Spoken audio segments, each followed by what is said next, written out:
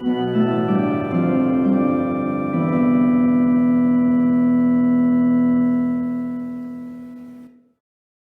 folks, so I'm still working hard on my application to doctoral candidacy. So this is going to have to be another short one with a somewhat lazy format. Sorry about that. Don't really have time, but please do the usual YouTube things of liking and subscribing, and be sure to check out my other channel, an electronic music collective that I'm a part of called Braucherei. So my first ever YouTube video was on the Gettier problem, and I've been doing a little bit more thinking about that lately. And so I wanted to create a more concise version of my thoughts on the Gettier problem, combined with my advanced thoughts on it. So Gettier problem is a problem in traditional epistemology. So traditional definition of knowledge says that knowledge is justified true belief. That is to say, P is true, I believe P, and I have a good reason for believing P. Now, this guy in the 60s, Edmund Gettier, he was a professor at UMass Amherst, came along and said, I can think of cases of justified true belief that are intuitively not knowledge. And for those of you who are new to my channel, my position on Gettier cases has always been that these Gettier cases are either cases of justified false belief or justified true things that the main character in the story doesn't actually believe. So I'm not saying that justified true belief is the correct theory of knowledge. I'm just saying that Gettier cases really aren't a meaningful counterexample to justified true belief theory. But I do think, and this is sort of the new bit, that Gettier cases are counterexamples to something else, or various epistemic logics. So I'm going to roll you through my favorite Gettier problem. This is based on one by a guy named Chisholm, and you can see my rather crude art. So Farmer Brown has a house up on the hill, and he's got a deck, and he comes out every morning to look down at his field, and he's looking for his prized cow, Bessie. And he sees a cow-shaped object in the field, what I'm going to call a cow-morph, so I don't have to keep saying cow-shaped object. And he concludes on the basis of this that Bessie is in the field. Well, it turns out that Bessie is in the field. Bessie is actually standing right behind the cow-morph. But this cow-morph here was caused by some local philosophy students at the local university deciding to pull an epistemic prank on Farmer Brown. So the question is, does Farmer Brown know that Bessie is in the field? And so this is the typical version of the Gettier case. Farmer Brown believes that Bessie is in the field. Bessie actually is in the field. And Farmer Brown has a good justification. He has visual evidence that Bessie is in the field. So Farmer Brown has justified true belief that Bessie is in the field. But most of us have the intuition that Farmer Brown does not know Bessie is in the field. Of course, I think what Farmer Brown really believes is Bessie is in the field, and the cow-morph thing he saw is Bessie, and probably some other auxiliary hypotheses. So this is a conjunction which has true conjuncts, but is ultimately false because this conjunct is false. So it is a justified but false belief. Now, suppose you wanted to be clever with your logic and say, I want to use conjunction elimination to get rid of those false conjuncts.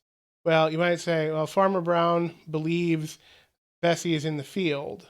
And you could do that, but this seems like a justified true non-belief.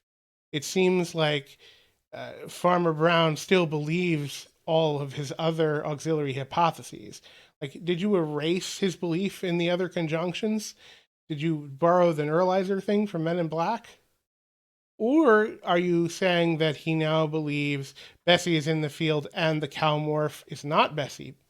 Because that is a completely different thing that I'm certain he doesn't believe. And perhaps Farmer Brown has this kind of auxiliary hypothesis, right? Bessie is in the field and the cow-morph is Bessie. And if the cow-morph were not Bessie, then I would not agree that Bessie is in the field. we might even push back on the question of whether or not it's justified, as after all, we would be reasoning from this false premise to this true premise. And this basic schema can be done for every Gettier case I've ever seen, most of which I'm going to leave to the viewer as an exercise, but I will sort of give my intuitions on the first part, on the conjunction. So this is a very classic case, was raised by Gettier himself in his original paper. Smith and Jones are both being interviewed for the same job. Smith justifiably believes Jones will get the job, and justifiably believes that Jones has 10 coins in his pocket. Smith believes the man with 10 coins in his pocket will get the job, but unknown to Smith, Smith also has 10 coins in his pocket, and it's Smith who gets the job.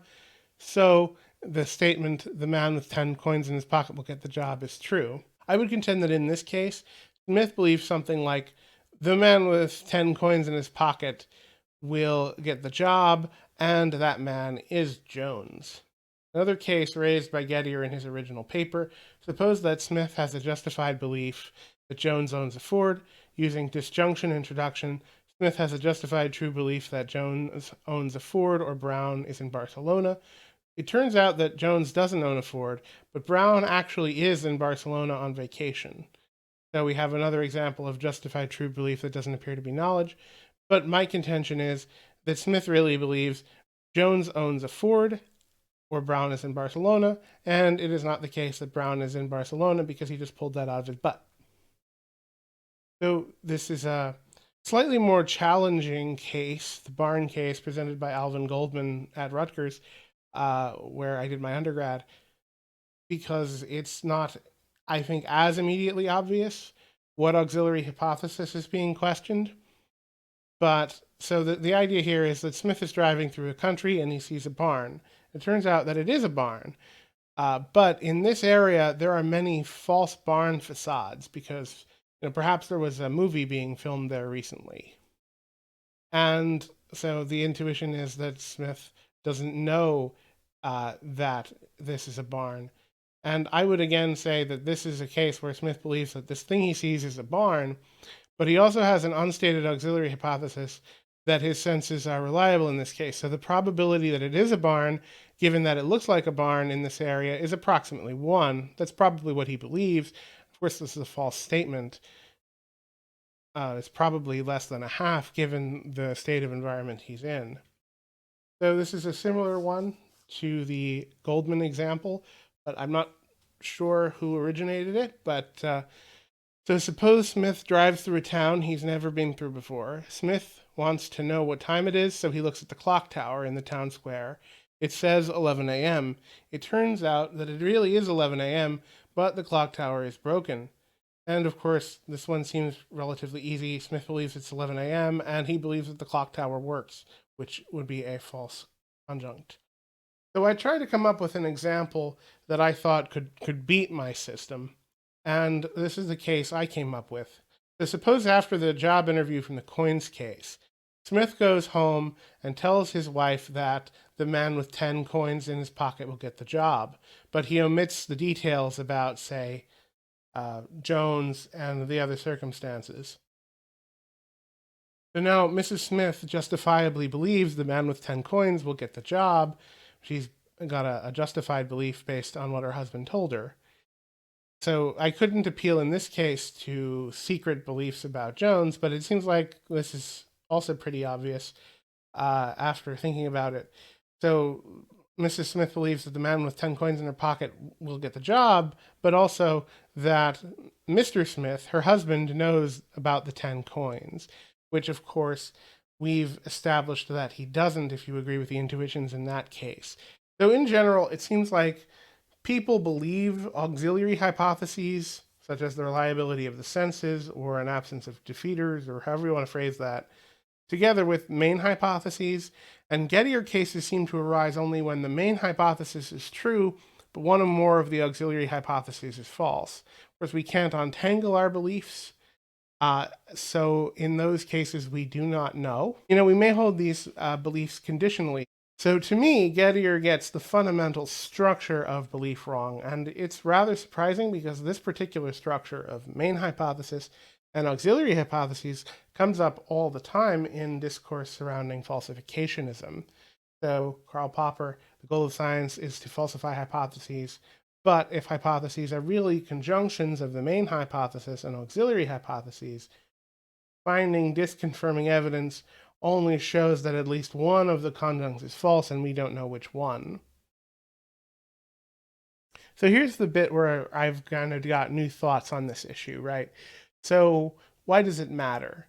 Well, I think it's rooted in problems of epistemic logic. So epistemic logic says if you believe if A then B, and you believe that A, you must believe B in order to be rational. Of course, there are many reasons that epistemic logic may not ultimately work out, which are rooted in sort of the cognition of belief, that humans may not be perfectly logical believers, and therefore statements that are sort of true in abstract Boolean logic may not be true of epistemic logic. So one common problem you'll see is the problem of logical omniscience. There are countably infinite statements in mathematics and in logic, but it's cognitively not possible for humans to believe a literally infinite amount of things. So that's one common problem.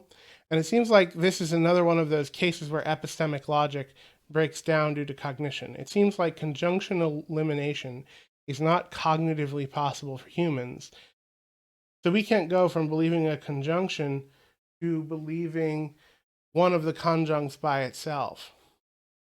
And I think that may present an interesting reframing of the Gettier problem as a counterexample to epistemic logics.